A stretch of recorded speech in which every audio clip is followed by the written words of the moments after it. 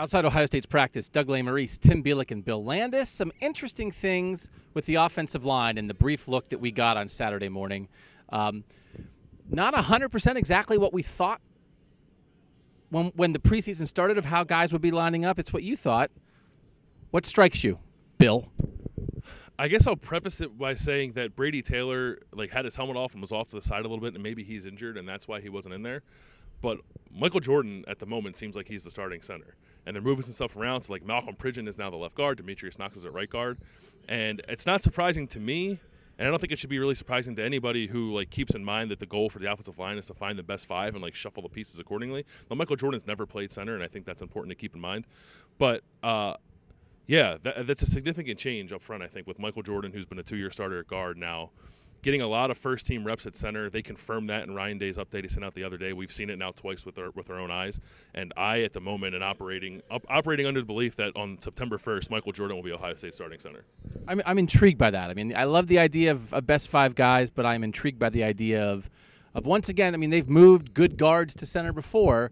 I never thought it would be Michael Jordan. You made the point before, too, that the guys that they have moved, we saw it coming 2, sometimes 3 years in advance, and that's not the case with Jordan.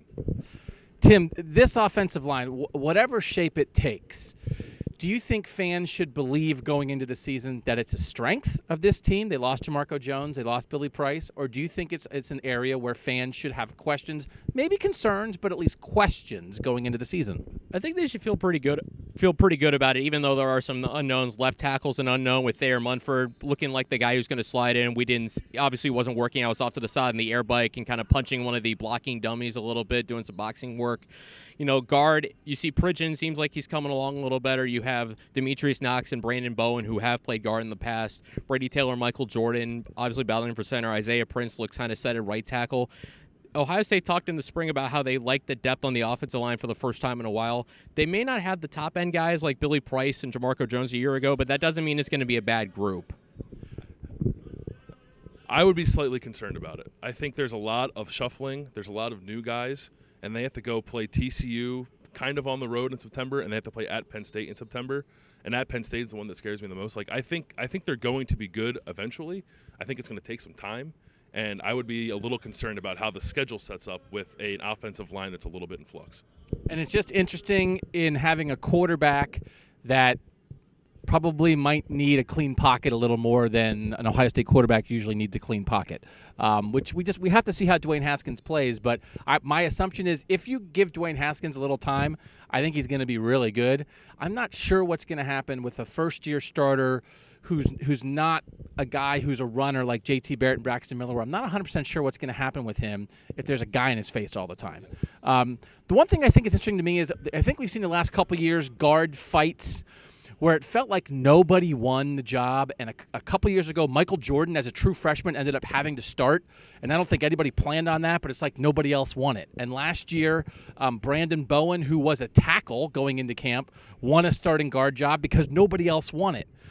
If Malcolm Pridgeon is maybe looking like a starter, if Michael Jordan's moving inside, I think that's maybe a good indication to me because we know Brandon Bowen can play guard. He played it last year. We know Demetrius Knox can play guard. He played it last year. I think if Malcolm Pridgeon is running with the ones, it must be because Malcolm Pridgeon looks really good. It's not a desperation. We don't have anybody else to put there move.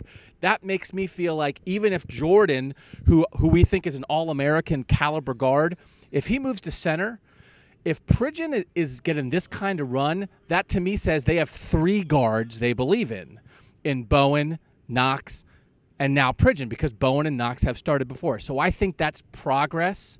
They've talked about that. I think they feel better about the offensive line depth. You still have young guys like Wyatt Davis and Josh Myers who are big-time recruits who are on the second team right now. I think that's interesting because in the past, changes I think were bad in preseason. I think right now maybe changes are maybe good. Tim, Bill, Doug, seriously, watch this group though. This guy could talk about offensive line all day, but I do think this is an interesting group to watch because of what we just talked about and because I think they really need them if this offense is going to work the way we think it can work. Talk to you guys later.